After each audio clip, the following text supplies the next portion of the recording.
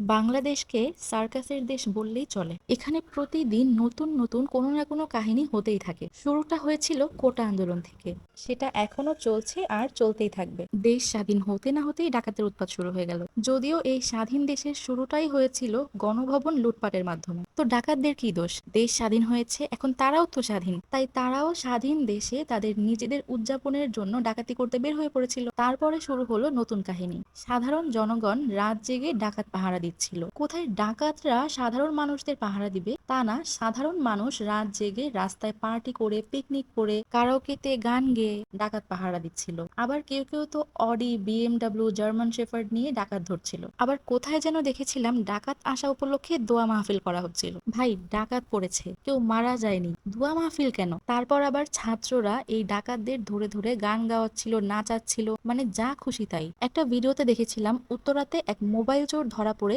সে নিজেই বলছিল, ভাই আমি লুঙ্গি ড্যান্স গানে নাচুম। ও, এই সব কিছুর মধ্যে তো আমি হাউন আঙ্কেলের কথা বলতে ভুলেই গেছি। এই সব কিছু কাটিয়ে উঠতে না উঠতেই দেশে বন্যা পরিস্থিতির সৃষ্টি হলো। যদিও এই দুর্যোগ আমরা এখনো কাটিয়ে উঠতে পারিনি, কারণ বন্যা পরিস্থিতি এখনো খুব খারাপ। না জানি কত মানুষ মারা গেছে, সেই সাথে অগণিত পশু পাখি তো মারা গেছেই, সেই সাথে কত খামারির লক্ষ লক্ষ টাকার ক্ষতি হয়েছে। কেউ মাছ, কেউ হাঁস মুরগি, কেউ গরু ছাগল লালন পালন করতেন, তাদের এই ক্ষতিপূরণ কিভাবে হবে আল্লাহ জানেন। আর যারা শুধুমাত্র এসবের উপরেই জীবিকা নির্বাহ করতেন, তারা কিভাবে এই শোক কাটিয়ে উঠবেন আমরা জানি না। একেই তো এরকম পরিস্থিতি, তার মধ্যে কিছু প্রতিবন্ধীরা ত্রাণ দেওয়ার নাম করে বা উদ্ধার কাজে যাওয়ার নাম করে এইসব এলাকায় গিয়ে পিকনিক করে বেরিয়েছে বা টিকটক করে বেরিয়েছে। এদেরকে প্রতিবন্ধী বললেও আসলে ভুল হবে, এরা তার থেকেও খারাপ। আর এদের মতো কিছু সো কল্ড স্বেচ্ছাসেবীদের কারণে যারা আসলেই উদ্ধার কাজে গেছে বা ত্রাণ দিতে গেছে, তাদেরকে নানান সমস্যার মধ্যে পড়তে হচ্ছে। এরা কেমন ফ্যামিলি থেকে বিলং করে যে এদের এতটুকু শিক্ষা নেই কোথায় কি করা উচিত? অনেকে নাকি শুধুমাত্র বন্যা দেখার জন্য গিয়েছে,